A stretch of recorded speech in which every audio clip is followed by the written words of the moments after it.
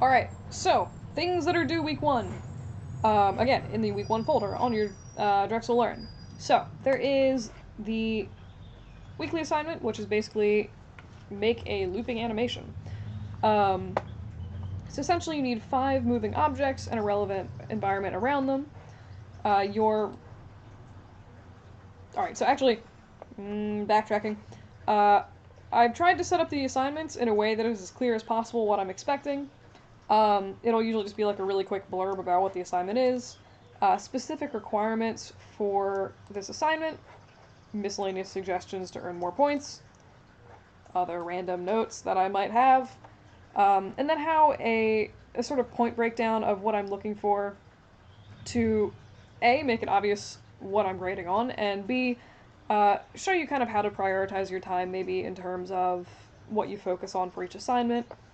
And then here or there I'll go through and, maybe give you some prompts to say, like, for model quality, like, what am I looking at? Does it feel like in a complete environment? Do your models look like you've put more than 10 seconds worth of effort into them? That kind of thing.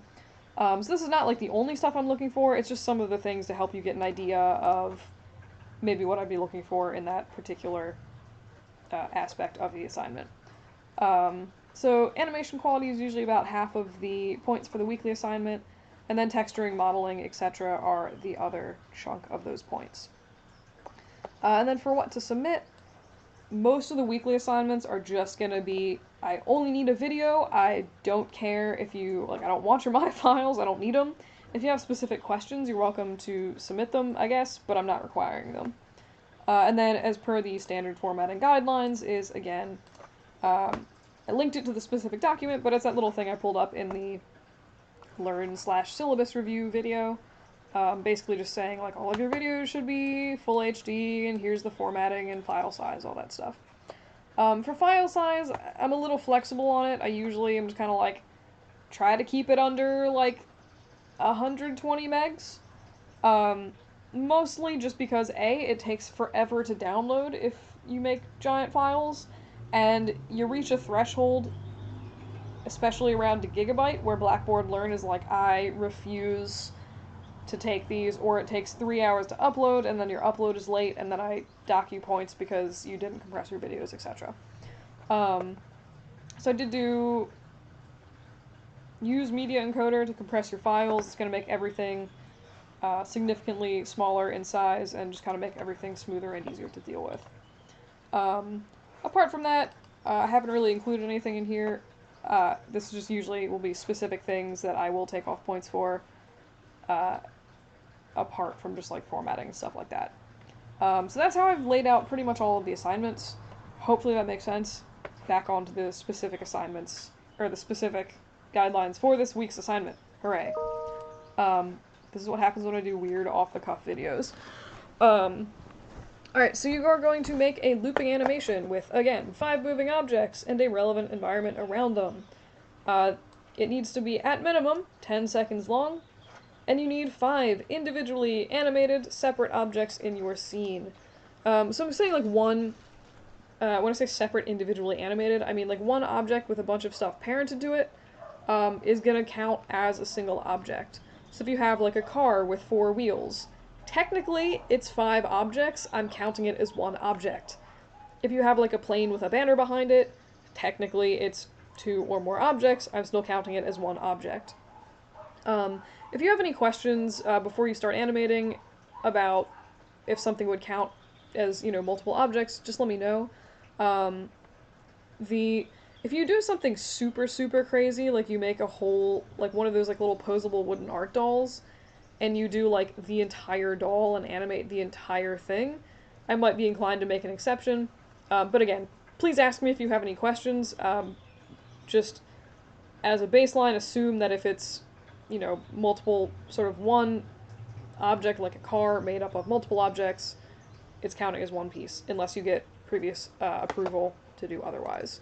You are welcome to use the same object, if you made, a little hand made out of cylinders and spheres or whatever, and you have, 3 of them in your scene, but it's the same object, as long as they're moving differently, that's totally fine. So hopefully that makes sense. The other thing is that 4 or 5 of your objects should start in your scene and be moving at the beginning of the scene. Basically, let's see if I have anything. Ooh, God. Alright. Here's from my sketchy previous. Oh, no wonder my computer is being so slow. I had this running the entire time.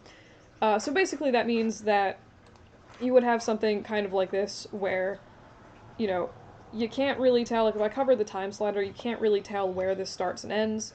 Everything's kind of moving at the same time. What I am hoping to avoid by that particular.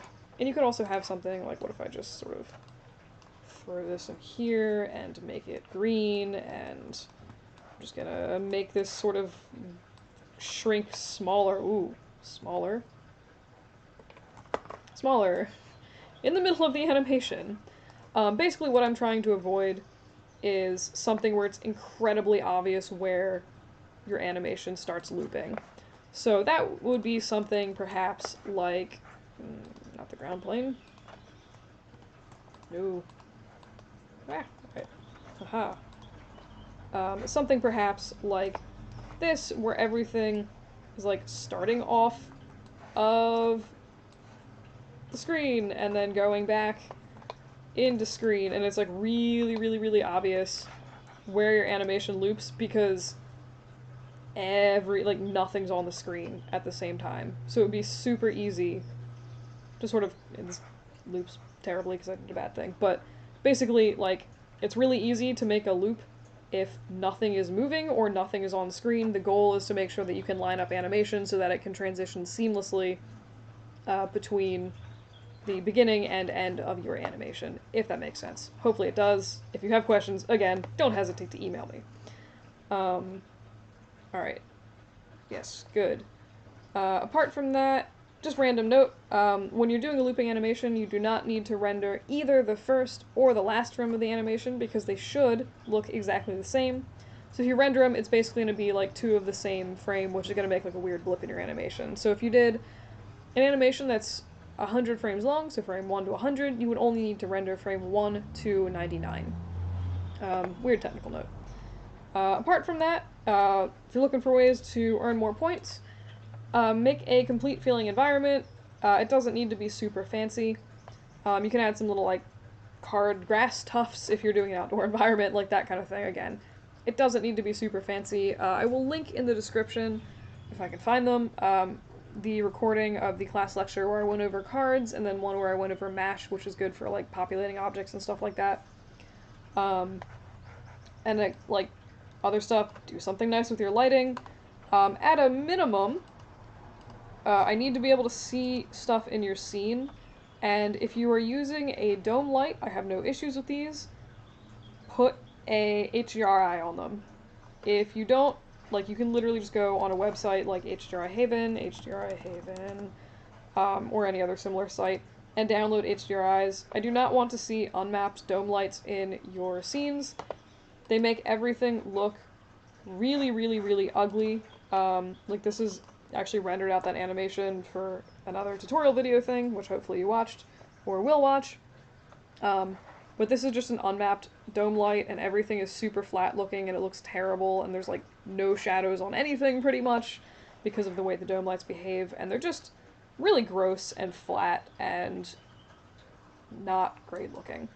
So please, again, just go on somewhere like HDRI Haven and grab a random HDRI and throw it into your scene. At a minimum, I would like an unmapped dome light, or I'm sorry, I would like a dome light with a map, and to be able to see your objects. Ideally, you do something nice, like maybe shift the viewer's focus onto a particular part of the scene, etc. But at a minimum, I need to be able to see your stuff, and I want a dome light with some kind of color in it. Other than that, see if you can find any clever ways to hide the loop in your animation. So one thing you can do is, like, stagger the motion of the objects so they aren't all starting and stopping at the same time, which kind of ties into this requirement of, like, things must be moving. You can also linearize your curves in your graph editor so that your objects don't slow to an awkward stop when they loop. And that ties in pretty more so to if I've ever gone through, like, turntables with you guys. Maya has this weird thing that it'll do by default where it just sort of speeds it, like, at the beginning of the animation, it'll go slow, and then faster, faster, faster, and then slow, slow, slow, slow. So what happens is, whenever you're reaching the end of the keyframe, or like where there's a keyframe, the animation will slow down very aggressively, which makes the loop pretty obvious. So again, that would just be in your graph editor. Where am I going? Windows, animation editor is graph editor. It would just be going in and basically linearizing your tangents. And again, you don't want to do this for everything, but sometimes it'll definitely, like, if you just have something rotating at a constant speed, it'll definitely help camouflage the seam in your loop. Apart from that, yes, don't forget you don't need to render the final frame of the animation. Your animation can be representational or abstract. If you do abstract, make it pretty looking. It's, from a grading standpoint, it's easier to grade things that are representational just because if you make a car that doesn't look like a car, it's much more obvious than, like, some weird abstract shape. That being said, I do like abstract stuff. It's really cool half the time. Just make sure that it is, you know, sufficiently complex or interesting or, like, well thought out. So it doesn't just look really gross. And then for this particular assignment, the primary focus is on demonstrating technical proficiency. The secondary emphasis is creative interpretation and execution. So I really do want to see something that loops well. Again, animation in this case is worth half the grade, and I'm mostly grading you on how well does your thing loop. So that should be your priority, and then the modeling and texturing should be sort of secondary. I do actually have some examples, if you go into the previous student examples folder, of assorted loopathons people have done in the past, which are good examples of both looping animations and also, like, decent background texturing and stuff like that. And again, so I'm just kind of, like, 1 point is for how original is your concept, 2 points for model quality, etc., etc., etc. So hopefully that makes sense for the loopathon. For the other part of your assignment, it's basically a pre-production for your final. So I'm going to really quick go over what the final is. I've done one giant grading doc for all of the final. So the first, hopefully that's not too painful, it does have this little outline in the side to make it easier to find what you're looking for. But basically the first chunk is, like, what the final actually is and how I'm grading the final submission for the final. And then everything else is just sort of like your demo reel and going through the specific assignment. So, like, for this week, you're going to be doing the week 1 analysis, but I'll get to that after I explain what the final is. So, the final. Pick a 30-second clip from a live-action movie or a TV show, and modified, because someone asked me about that this morning, 30-second clip from live-action movie or TV show, and recreate it with inanimate objects in a relevant environment. So usually people do, like, household objects. If you want to do something else, I don't really care. You're going to be using the audio from your final clip overlaid on top of your animation at the end, so you will have that sort of audio aid in figuring out what's happening. But basically you could choose something, maybe like do a sword fight scene, and instead of people with swords, you have, like, turnips dancing around with little carrot swords, that kind of thing. A lot of times people use, like, toothbrushes or stuff like that. The only real requirements for the final is that it is a 30-second minimum for the clip length. So you're welcome to do 5 minutes of animation if you want. Just be aware that if you do that, you will have to render 5 minutes of animation, which probably is going to make you cry. And that your clip must be live action. And the reason I say that is partly it's just sort of like a requirement that's been passed down, but the justification is basically that you're already using inanimate objects to try to recreate realistic motion. So if you're working off of something that's already animated, it's sort of like additional distortion of working off real reference, if that makes any sense at all. Basically, you're putting your own creative interpretation on someone else's creative interpretation of something realistic, rather than your own creative interpretation on something realistic. So that's why there's the live action minimum. If you feel really, really strongly about a clip that is not live action, let me know. I try to be flexible, because I want you guys to not hate the project that you guys are working on. I'm mostly just concerned with having something that, translates well for whatever your final animation ends up being. And then just, again, on the 30-second minimum, again, I don't care if you go over, just I expect everything to be, of a good quality. So I'd rather you have a really awesome 30-second clip than a kind of okay minute-and-a-half clip. That's pretty much that. Apart from that, not relevant this week, but you're welcome to modify the audio if you need to. Like, I had someone swap out gunshots for little squirt gun water pistol sounds, and that actually was, like, super cute. This final animation, because he was using little squirt pistols, etc., etc., etc. Just sort of things to be aware of. Make sure that whatever objects you choose allow for a specific range of motion for... I can't talk and type at the same time. For the animation that you're trying to recreate, so if, your character, or if the original animation, if your original movie clip is highly dependent on hand and arm motion to get across, emotion and all that good stuff, it might make sense to choose something where you have, like, little somethings you could use as limbs, so that you can have something to, like, physically wave through the air. So, like, one example might be, a broccoli where you have some, like, little side stalks that you can wave around, a fork where at least you have, like, little prongs you can bend, that kind of thing. And then just make sure that whatever, like, you guys know what you're capable of doing at this point. Over the quarter, you'll probably get faster at some stuff, but choose something that's feasible to make in the allotted time. I'd rather you guys do something that's really awesome with 1 or 2 characters than something with, like, 40 moving characters that you just don't have time to get to, and it's awful and terrible, and just because you don't have time to finish it.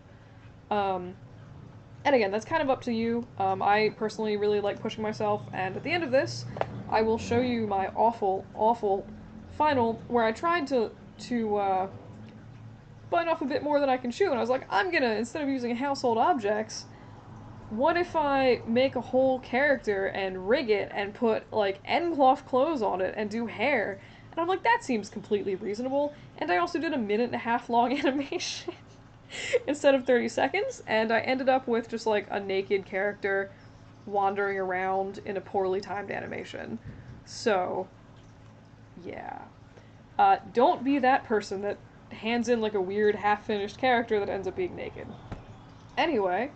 apart from that, just, this goes for things in general, save your stuff along the way, so it's handy for your demo reel. You'll be basically putting together a little sort of how I made this, which is going to include, like, your original clip, your storyboard, some kind of, like, rough in-progress animation, and then also your final render. So if you save that stuff along the way, it's going to make your life easier later.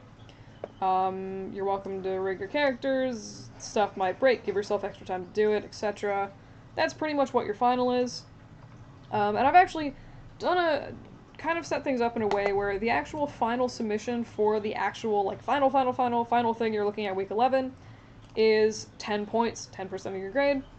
The work in progress stuff is actually worth more than the final, because I do want you guys to actually do things in a timely manner and not torture yourself and, like, be rushing week 10 to get stuff done. So do bear that in mind.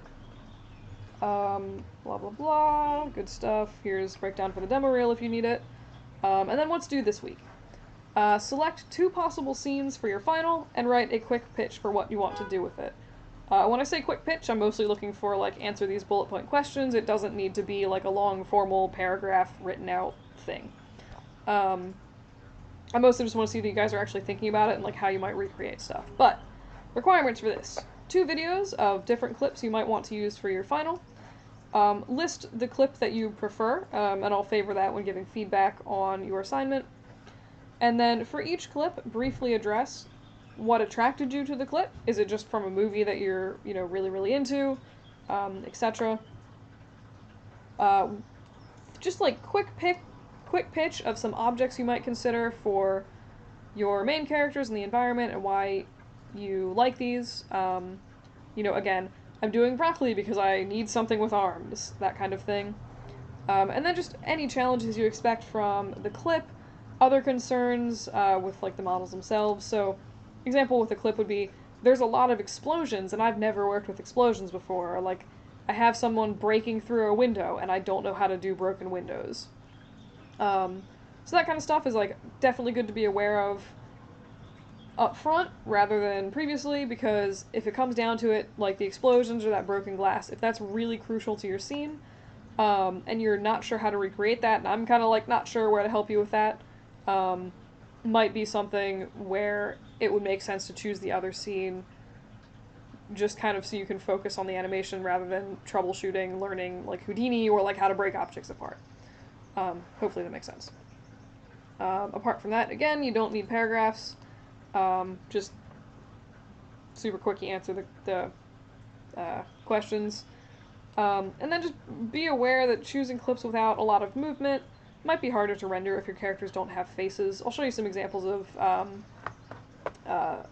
some good or bad clips from the same movie, Princess Bride, because I love it, at the end of this. And then, again, just a bit about arm movement. Be aware, like, I don't care, like, if you have to omit arm movement, totally fine. You might just need to get a little bit creative in how you wiggle your character back and forth, so that they can express what they need to express. So this is a 1-point assignment worth 1% of your grade. Half of that is, have you submitted the things that I asked for? So part of that is, again, have you answered all the questions, and do you have 2 video clips?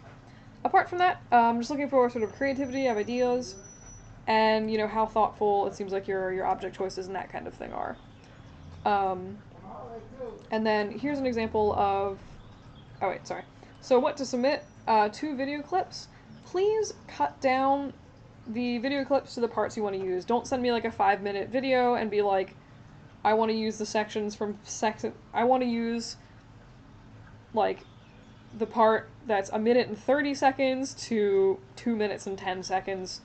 Download the video clip from YouTube and just like chop it apart in After Effects so I know exactly what I'm looking at.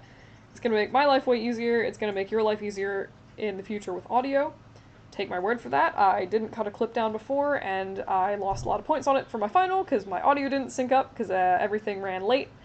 And I'm like, well, I need to turn something in. I guess it's better if the audio's out of sync. So that's another reason. Again, I'm saying just cut your stuff down now. You don't need to worry about it in the future.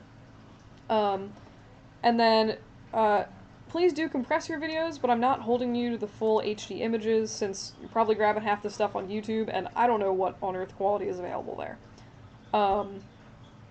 So, yeah, as long as I can see what's happening in your video and there's decent audio, that's fine. And then a PDF with written questions answering these above, you know, questions for each clip. Just a single PDF with all of that stuff for both videos in it. And I do want a PDF, not like a Word doc, etc. And then if you don't include, pretty much if you don't include either of these, it's going to be 1 point deducted from your thing. Video not included. Just for clarity's sake. Alright. And then apart from that, here's some of the things that like I'll deduct points for, apart from formatting. So not trimming your videos down, I am taking off half of a point. Not submitting PDF files is another half point off, that kind of thing. So that is what you were submitting for this week. Hopefully that makes sense. It's basically just collect some ideas about your final. Now if I can find it in my giant unholy doc of notes I use for myself when I'm teaching. So here would be examples of something that I would qualify as a good scene for the final. Great, nobody cares about your random scantily guessed people. So this is the sword fight scene from Princess Bride, and I would say that this is a good scene. I mean, apart from the fact that it's one of my favorite scenes in, like, anything ever, but once you get a little bit farther in, you have some epic music, but also, like, epic motion. Like, there's definitely enough to work with there in terms of things moving around. You don't really need to worry as much about, I need to do really, really creative ways to make these characters emote, because they are already having a bunch of stuff to do in traveling around the environment, swinging sharp objects at each other, flipping around, etc. So this would be something that would be, like, pretty dynamic, and again, a good example of something that you could use for your final. Something that would be, like, a less good clip for your final, and don't get me wrong, because this is literally one of my favorite clips from anything ever also. But less good because it's literally just a dude on a bed talking and a guy's face who's not doing much of anything. That may be the first time in my life a man has dared insult me. It won't be the last. To the payments, the first thing you lose will be your feet below the ankles. Then your hands at the wrists.